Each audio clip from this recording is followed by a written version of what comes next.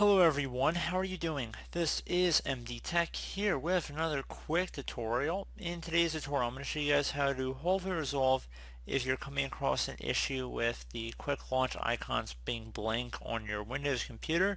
So this could definitely be a frustrating issue, and in today's tutorial, I'm going to show you guys how to hopefully resolve it without too much of a hassle. And we're going to go and jump right into it and start by opening up the Start menu. Just left click on the Start button at one time. Type in File Explorer. Best match to come back with File Explorer. Go ahead and left click on that. On the left side, select this PC, and now go underneath whatever drive Windows is installed on. There should be a little Windows icon above the hard drive, and it should say local disk. So you want to go double click on that. Now you want to double click on the users folder.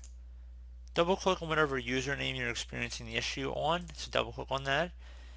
And now you want to double click on the app data folder. Please note if you do not see the app data folder here, you just want to left click on the view tab up at the top and make sure the box where it says hidden items is checkmarked in here.